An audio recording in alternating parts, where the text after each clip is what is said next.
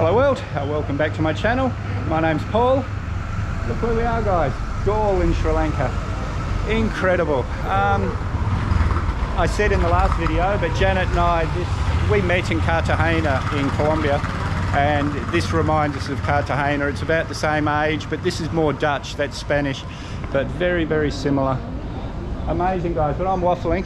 I'm going to go and do a few things, but we'll show you around. I think I told you before, guys, but maybe 25 years ago, oh no, it'd be 30 years ago at least now, because I was still a big drinker back in those days. But my friend Mark, oh, you've met Mark a few times in the West Australian videos, he had a sapphire mine in Queensland and his partner quit. So he rang me up in Perth, said, look, I need someone to help me on the mine. So I went straight over there.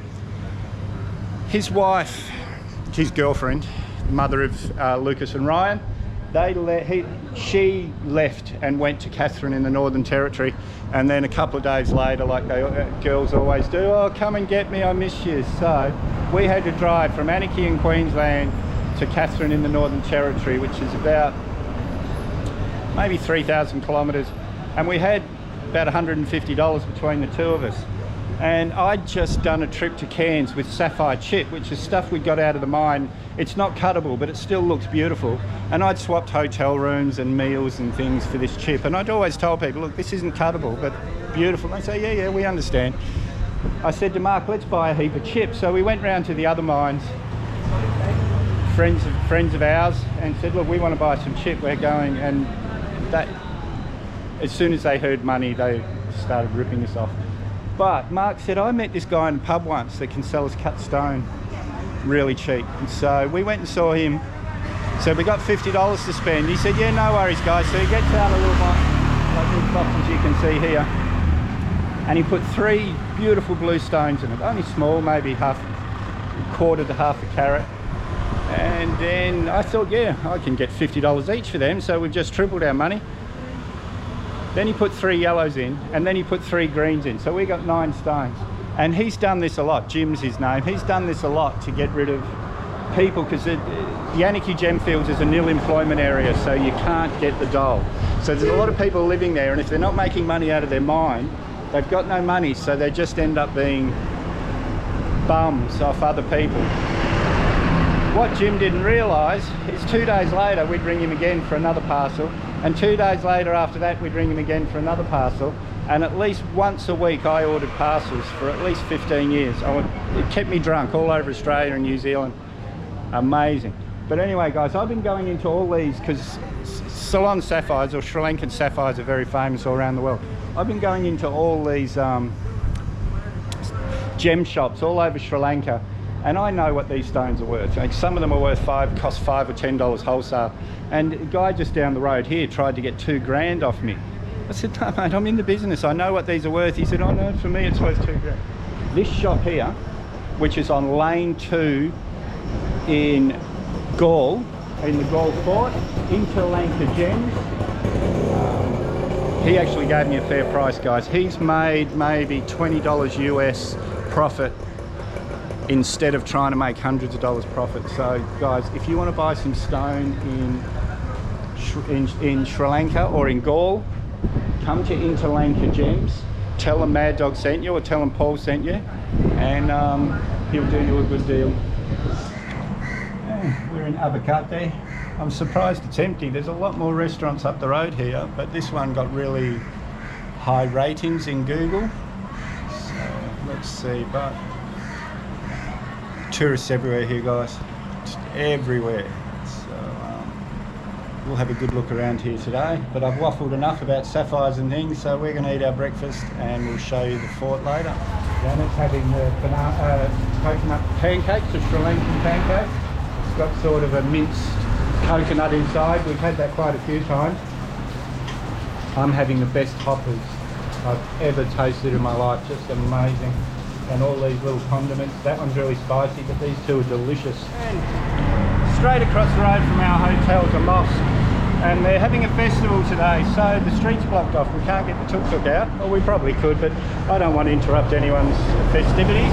And as I was walking past there this morning, they gave me a piece of cake and jelly, so that was really nice. And the furthest away thing on our list of things to do is the cathedral, which was 1.5 kilometers from our hotel. So we're going to head there and then make our way back. This is the gates to the fort. We'll be coming through here again in a little while. Let's go and see the cathedral. And guys, this is St Mary's Cathedral. Janet's just gone in to say a quick prayer while I look around. It says 1874 up the top, but the foundation stone was actually laid in 1821. And it was built by a Belgian monk, so obviously the Portuguese and the Dutch must have been gone by then. Yeah, there's a lot of history between the Portuguese and the Dutch, because this was part, Gaul was a big part of the world spice trade. And we're just down the road from St Mary's, and we came to see this Hindu temple, Tamil temple, and it started raining, so we came into this little tea shop, and it's just next to the temple. You can't miss the temple. When you're walking to St Mary's, you'll see this just off the side of the road. And I had a mango tea and Janet had a passion fruit. Delicious. And I would have guessed this had been 1,000 years old maybe, but the girl at the tea shop was saying it's only about 50 years old. Beautiful though. All the work's gone into that sculpturing. Amazing. One thing I'll say about Sri Lanka, guys, is how clean it is. But look at this. All the bottles. A lot of this will have been washed in from the sea during the tides, but a lot of it's been washed down the river because of all this rain. Yeah. So if you might throw one plastic bottle out and it's nothing, but by the time it gets to here, it's millions and millions of plastic bottles. All right, here's the fort behind us. I've got my hand behind the camera, so hopefully I'm stopping the wind. And we're going to just have a look at this little bridge, and then we'll go and have a look at the fort. Now the fort was, they originally started building the fort, the Portuguese, in the 15th century. So 500 years ago, 400 years ago. Then the Dutch came and conquered, because the spice trade was so important that the Dutch came. They had it for a couple of 100 years, but then the English took over. So this entrance here was put in by the English in the 1800s, because it was a lot easier getting in here than it was the little wooden bridge from the original fort, because these guys would have had a lot of stuff coming through here. In the old days it just would have been horses. There's a lot of different bastions, they call them, which I'm guessing are ramparts, areas of protecting the harbour. And let's head up on top of the wall. Everywhere we go there's girls and boys cuddling and kissing. And yeah, so we're going to head up on the wall, have a bit of a look around. Oh look guys, so this is what this entry into the harbour is what they'd be protecting here. Just amazing guys. I'm a bit puffed, we've been doing a lot of walking and all that Indian food. I'm not fit and healthy like I was in Indonesia and Philippines. And guys, this clock tower, you can see this for miles when you're coming into town. This is a lot younger. As you can see, the walls, this was built by the English in 1883. Yeah, you can see the difference in these walls and the stonework of the tower. And here I believe this is called the Moon Gallery, and I think it's the people that have owned this over the history. It's the Portuguese. Then we come up Lascarine. I don't know who the Lascarines were. He's got a rock in his hand instead of a gun. The Chinese here maybe.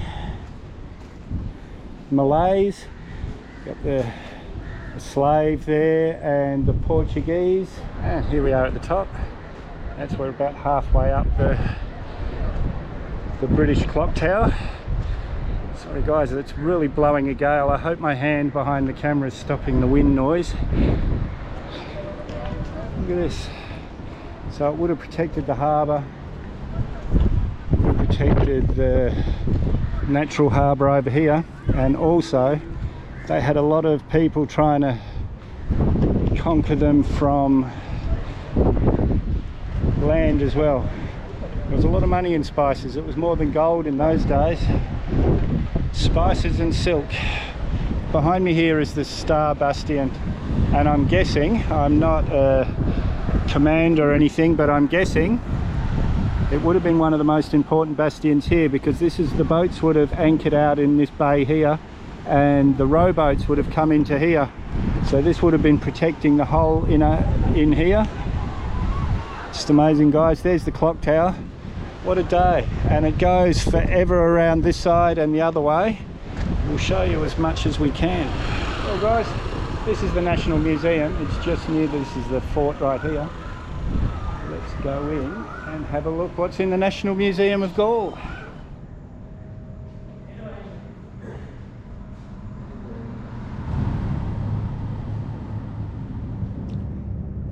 And the Chinese were also very important here in the 13th and 14th century. So before the Dutch arrived, the Chinese came here, and this was considered, before when we were at the port, I said spices and silk were more important than gold.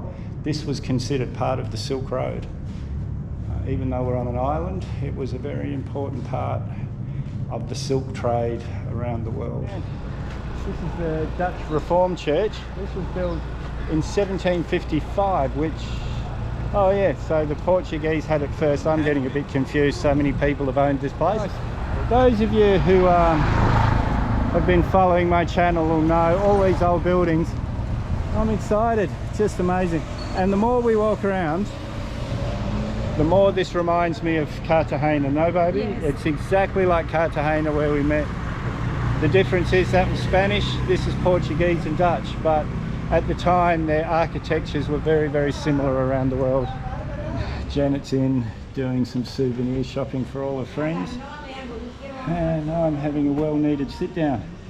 Now guys, I keep mentioning Cartagena in Colombia. If you want to see some good videos on Cartagena, check out Traveling Cuervo. I'll write that here, and I'll put the description, the link in the description.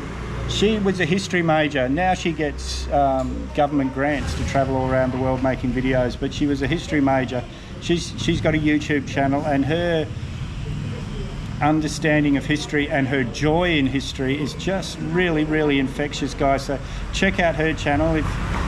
She's been all over the world. Her latest grant was to study the Viking culture in I forget how she worded it, but it's how all these white supremacists and things are wrongly using Viking culture as their culture. And it's a very, very intelligent girl. One of my favourite channels, really. Oh, we just came out to get something to eat, and we discovered a new part of Gaul, just the other way down our street. I think here might be Crow Island. But here, in front of us, it's the lighthouse. And sorry guys, I don't know when that was built, but I think it's quite a modern one by the look. And we've got the temple over there, other stuff on the point. Oh, this is beautiful. Guys, we had such a big day yesterday that when we went back to the hotel, we really didn't want to do anything else. So, this big building here, oh, look, monkey in the tree. Can you guys see that?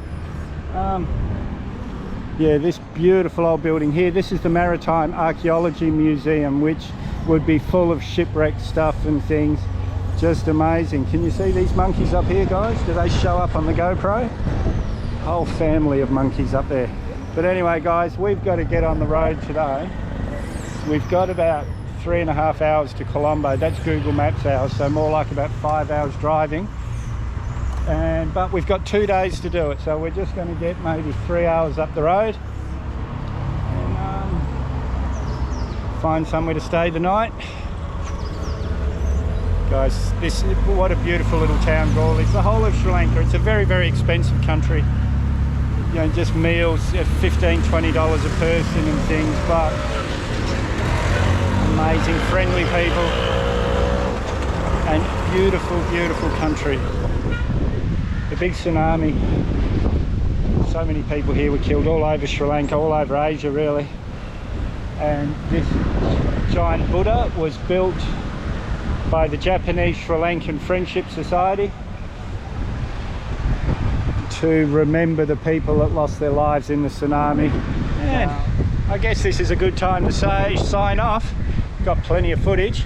So if you haven't subscribed yet, guys, hit that Mad Dog icon up there or the subscribe button down below. May as well hit that bell icon while you're down there. I always try and respond to your comments, so leave a comment, give me a big thumbs up, share this video everywhere you can. We'll see you in the next one.